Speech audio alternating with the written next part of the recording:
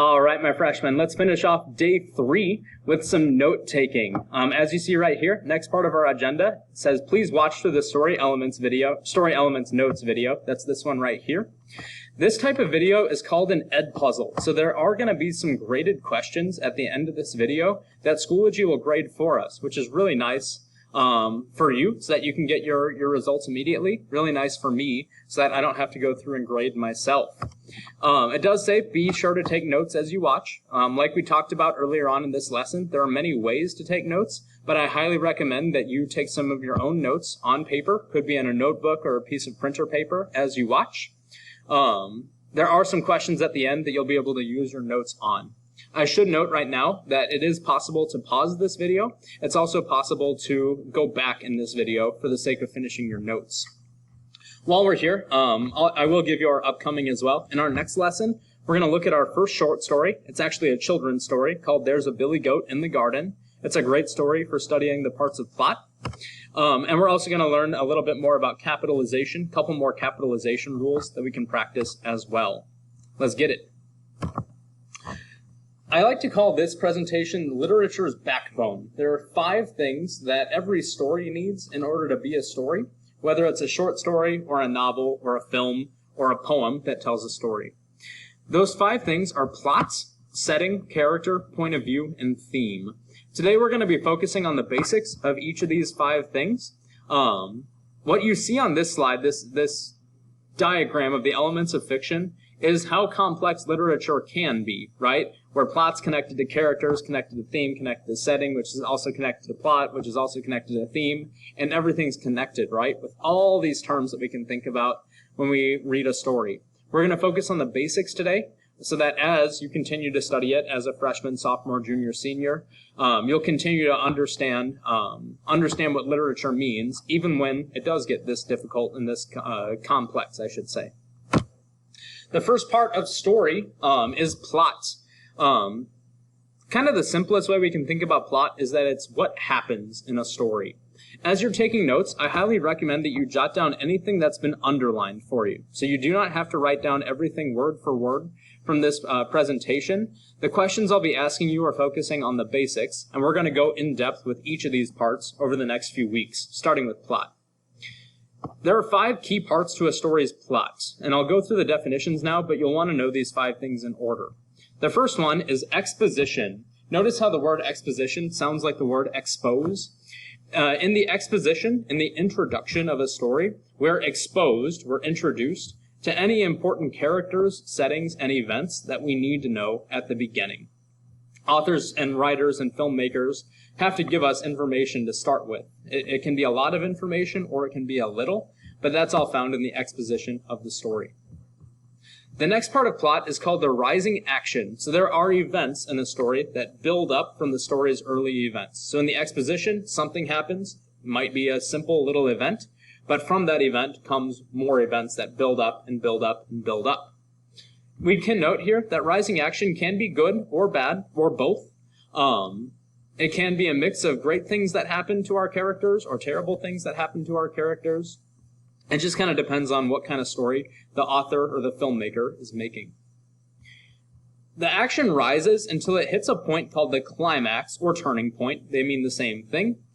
This is the point in the story, it's usually one moment actually, in which the action changes dramatically. That's why we call it a turning point. Something changes big time. Something turns. It should be noted here that if your rising action is all good, if things are going great and better and better and better and better, that climax or turning point is probably going to be something that changes that and makes it turn for the worse. Or the flip side, if things are going terribly, this might be the point of the story where the superhero shows up and saves the day, right? Because all of a sudden things are going to be better moving forward. After the climax or turning point comes the falling action. So there are more events after the climax. These are just the events that build up from the story's turning point. Again, these can be good or bad or both.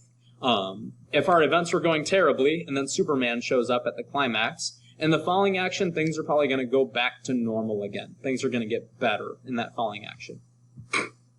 Excuse me. The last part of plot is called the resolution. Notice that the word resolution looks a lot like the word resolve. In the resolution of a story, the story brings any of the action or conflicts or issues to a nice little conclusion. Resolutions are typically pretty short, just as writers want to kind of bring everything to a neat and tidy close. There will be a diagram in a few slides here that'll show this for my visual learners here as well. But know those 5 parts in order: exposition, rising action, climax or turning point, falling action, and then resolution. There is another term that we should know with plot, and it's called conflict. Conflict, you can think about like a fight. It's the very thing that makes stories interesting for us. We need to see that when we read a story or watch a movie, or we're reading any kind of narrative or novel, we want to see characters striving or battling against something. It's what makes it interesting. I like to call it plot's engine because conflict is the thing that keeps the action, keeps the events moving forward. Just like a car's engine is what makes a car go. The initial problem in the story that kicks the plot into action, that starts the conflict, is always found somewhere in the exposition. And we should also know, more importantly, that there are 2 types of conflict that I want you to know today. The first type is external conflict. External means outside of. This would be a character versus another character, man versus man, man versus woman, woman versus man, woman versus woman. Could also be a person versus the natural world. So if I'm flying a plane and I crash land in a desert island somewhere, right, and there's no one else around, it's still external conflict. I'm not battling against any other characters, but I'm in conflict against the natural world around me. It could be heat, it could be starvation, it could be a lack of water, but that's still external conflict. The same applies for man versus animal, man versus machine, man versus alien, and so on. The other type of conflict is internal conflict. And this is a little more complex. This is character versus self, man versus self or woman versus self, right? Within internal conflict, it might look something like a character who has to overcome feelings of grief or fear. Maybe a character has an addiction that he or she is trying to overcome. So any type of conflict in which a character is battling against his or her own flaws is an example of internal conflict. It should be noted that stories can have both as well, especially longer stories like feature-length films or novels. You're probably going to have a mix of internal and external conflict. Come on. There we go. This is that diagram I was talking about a few slides ago. So if you want to kind of imagine what the 5 parts of plot look like in order, it kind of looks like this. This is called the plot pyramid. Exposition comes at the opening. Notice the flat line. It's because there's no conflict yet. There's nothing to move the action of the story until you get to the inciting moment. So we've been introduced to characters and settings and important information early on. But then there's that inciting moment where the conflict begins. Let's imagine this for a moment here. Let's say our story begins with Tommy. I use the name Tommy quite a bit for example sentences and things because that's my brother's name. Yeah, my brother's name is actually Tom, but I use Tommy. Let's say our story begins with Tommy waking up at 7 o'clock a.m. in his bed. Notice that gives us a character, Tommy, and it gives us a setting. His bedroom, 7 a.m. Boring so far, right? We need conflict to make this interesting. Let's say the conflict or the inciting moment here is that Tommy smells burning in his house. There's this nasty burning smell, right? Uh-oh, that's conflict, right? Because now Tommy's wondering, hey, what's that burning smell in my house right now? As we can imagine, the action rises, right? Tommy jumps out of bed, he runs down the stairs, and he sees that his kitchen's on fire, right? Okay, that's some rising action, that's some conflict, right? This is external conflict, as we mentioned that too. It's man versus fire. This guy's house is on fire. He's got to figure out what to do next, right? The action rises, right? He runs out of his house. He grabs his cell phone. He calls the fire department, right? Those are all things that happen as the action ramps up, right? The flames are spreading in his house, so the story is getting more and more exciting as the story goes on. Until it reaches the climax, as we might imagine, the climax is when the fire department arrives. They're there to save the day. We should be noted, the rising action, things are getting worse and worse and worse. The flames are spreading and spreading and spreading. Until we get to that climax, the fire department's here now to put the fire out. In the falling action, maybe they pull out the hose and they hose down the flames. And in the resolution, Tommy's glad that he's alive. the fire department's leaving, and he gets to call his insurance agent, right? I know that's a very, very basic example of a story, but notice how the 5 parts of plot work. You had your exposition, conflict started, conflict rose, the action developed and developed and developed and grew, until something changed it all in the turning point, the fire department showing up. The action fell, they solved the problem, and then there's resolution at the very end. Everything's tied up. Setting is the next part. I hope you recognize the background on this one. That is from the Pixar movie Coco. I'm using Coco as an example for some of the next couple of slides in this presentation, because I think Pixar movies do a nice job of using the 5 parts of literature. In any case, setting consists of 3 different elements. And notice your underlines here. I just want you to know the 3 parts that constitute setting. The first part is place. So setting consists of where a story takes place. It could be as small as a single room, like a classroom. Maybe you're reading a short story that takes place in one room. Realize I'm playing with a stapler. I like to play with things. It could be as large as an entire city or an entire country, like Mexico. Coco takes place in Mexico and in the land of the dead, which is what this picture is. Maybe it's even larger. Maybe it takes place on the moon. Maybe it takes place in the entire galaxy. For all of my Star Wars fans in class, right? A long time ago in a galaxy far, far away. That's a big, big, big setting for a big, big, big series of films. Setting is also when a story takes place. So time is also part of setting. That is a mix of what time period in history a story takes place. Coco takes place in present day for the most part, 2017, 2018, something like that. Maybe it takes place in the past, 100 years ago in the 1920s. 250 years ago in 1776, when the United States decided to fight for its independence against England. Could take place in the future. Could take place over a time span, like an hour or 3 days, right?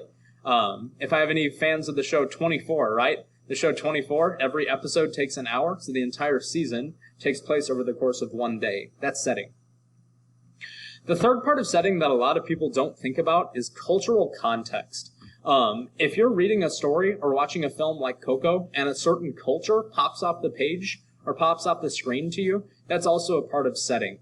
Coco obviously is told with a lot of Mexican cultural context. The producers and directors and writers for Coco did a lot of research by traveling to Mexico to make sure that they were giving a good representation of Mexican culture. And that's why the film feels Mexican, even though it was produced by Pixar, which is an American company. Other examples of ethnic cultures, African American culture, Chinese culture, we can go on and on about that.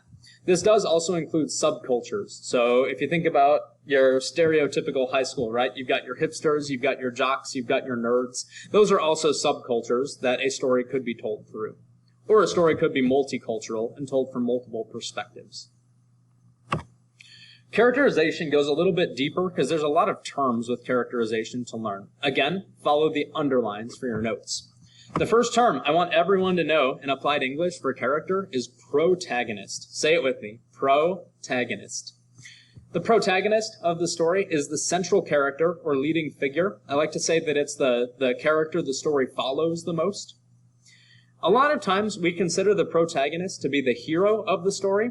But our protagonist isn't always going to be a true hero, right? A lot of times protagonists have serious flaws.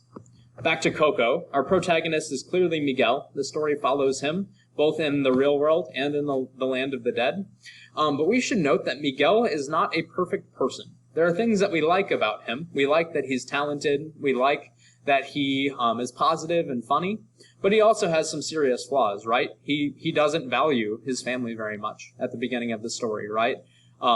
He's a thief, technically, at the beginning of the story. There are things that aren't perfect about him, even though he's the protagonist. Antagonist would be the opposite of that. The antagonist is the character or group of characters or concept. Sometimes the antagonist is not a character. It could be a disease. If it's internal conflict, the protagonist is the antagonist as well. It can get pretty complicated. The idea with antagonist is that it starts with anti, meaning against. The antagonist stands against the protagonist. In Coco, there's multiple antagonists. It starts off with Miguel's grandmother, who is staunchly opposed to him playing music. So she's opposed to him. Mama Imelda later on is opposed to the same thing. Ernesto de la Cruz, I'm not going to spoil everything with him, but he is also one of the antagonists, especially later on in the film. Couple more terms for characterization. Dynamic character is one that's important. Notice that the only line I've underlined by dynamic character is change. A dynamic character is a major character in a story who faces conflict and is changed by that conflict. Miguel's a great example of this, right? We talked about how he has flaws in the beginning of the story, and by the end of the story, he's resolved a lot of those flaws. He's changed for the better. Same thing could be said for Hector as a character, as well as for Mama Imelda. Notice, Mama Imelda was an antagonist as well, but even she is dynamic and changes over the course of the story. The opposite is the static character. Static characters are characters who do not change. They don't undergo any important changes or growth. One thing I'll add here, it's a mistake that a lot of high schoolers make, is thinking that dying causes a character to be dynamic. Although a character who dies can be dynamic, dying itself does not necessarily make a character dynamic. So just because a character dies doesn't mean that they have changed, so to speak. Ernesto de la Cruz is a static character. He does not, or his personality does not change over the course of Coco, even though he has the opportunity to change. Two more character terms I want you to know are round and flat. I'll keep it short because you can see your underlines here anyway. A round character is a character who has a variety of character traits shown. A flat character is described by only a few character traits. Authors do this on purpose. Actually, everything we've covered so far are things that authors do on purpose, right? We're purposely giving characters who are very complex and have lots of traits. We're purposely giving characters who have very few traits. We can look at this in Coco as well, right? Miguel is an example of a round character. We know lots about his personality and his background and his family and his interests. We don't know a whole lot about, say, Ernesto de la Cruz, right? There are a few characteristics we know him by. Part of that is that he's manipulative, right? But we don't know much else. He's kind of one-dimensional, and that's on purpose. He's a flat character. This one's a little bonus for us. I'm not going to ask you any questions about anything on this slide, but you should know that the narrator is a certain character or non-character within a story as well. I'm going to try to keep this pretty simple for things that we should know right now. The narrator is the person telling the story itself. Notice I haven't used Coco as an example here, because in films, the camera is our narrator for the most part. The narrator of a story can be a known character, like in a short story or a novel, or it can be an unknown voice, like that movie camera. The most important question I want you guys to look for when we read stories now is, can we trust the narrator? Most authors tell stories through reliable voices, narrators we can trust, but some are not meant to be reliable. Some characters are actually designed not to be trusted. And there's three big ways that we see this in literature. One is insanity, the classic crazy narrator, where you don't realize he or she's crazy at the beginning, but then by the end of the story, you're like, wait a second. We're actually going to have a story in October where that is the case that we'll have to look for. Maybe your story is being told through the eyes of a child. I'm not saying that we can't trust children, but children don't always understand what's going on around them, right? So if we're seeing that through their eyes, we might not be getting a full picture of what's actually going on either. Something we have to consider when we read a story. Maybe your narrator is lying to you. I guess the best way I can think about this would be in like a murder mystery, right? If the narrator, if the person telling the story is the murderer in a murder mystery, you're probably not getting a straight story all the way through until there's some kind of twist ending, right? Your narrator might simply be lying to you, and that's something to consider too. Tying into narrator is point of view, and there are some underlines here I want you to cover because there are three key terms for point of view that are so important. Most stories are told from one of three perspectives. It's how they're narrated. One type of point of view is called first-person point of view. This is what happens if your story is told from an I perspective. So the first line of the story might say, I woke up, went to Sendik's, and bought a soda. Obviously, the narrator in this story is probably also our protagonist. The person the story follows is this I figure, whoever I might be. Notice that there is no second person. Second person would say, you woke up, went to Sendik's, and bought a soda, and that's a very strange way to start a story. So the other two types of point of view, the other two perspectives are both third person, but there are two types. Third person limited is when we're given a story told through one character's perspective, through one character's set of eyes. In this perspective, we usually get what characters see, especially what the narrator sees, and what characters say and do. So the first line might look like this now. Tom woke up, went to Sendik's, and bought a soda. We see what Tom does, we see what he sees. We don't necessarily see into his brain. That's what happens in third-person omniscient. I really should have underlined third-person omniscient. Make sure you get that word right there. If the story is told from third-person omniscient, it means it's told from an outer voice, kind of like a movie camera, who knows absolutely everything. We still get what characters see and do, but we also get what they think and what they feel. Again, our first line might say something like this. Tom felt excited. Notice that we don't even have woke up anymore. We have how he's feeling as he gets the soda. He could imagine what he's thinking. Its sweet, delicious taste. Notice that this is more descriptive. A lot of authors, a lot of writers choose third-person omniscient because it allows them to go really in depth, in detail.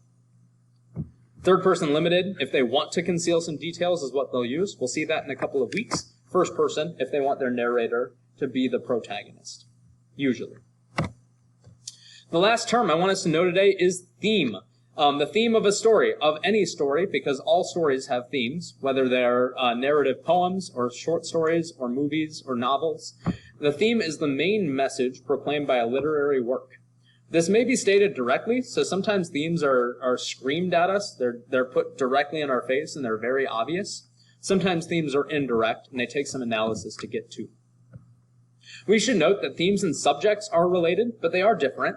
A subject would be a single word or idea, like love or forgiveness, while a theme would be the message the author is giving about that idea. So if our theme is love, that message about love might be something like, love doesn't always have to be romantic. That's one of the themes of Frozen, of Frozen 1, right? Where we think that the film is about love because of Anna's interactions with Prince Hans and with Kristoff. But at the end of the film, the act of love is actually between her and her sister. It's familial love. One thing you can think about now are what some of the themes from Coco are. If you've seen the film, I'm not going to spoil its direct themes, but some of the subjects, some of the ideas that it tackles are things like family. Memory is another big one. Forgiveness is a big one. Music is sort of a smaller theme within the film. You want to think through what messages that film gives about family, about forgiveness, about memory, about music. Your questions are coming up here in just a moment, so it's not a bad idea to pause or to go back at any point in this film, to pause to finish taking your notes before the first question comes up in about 10 seconds here.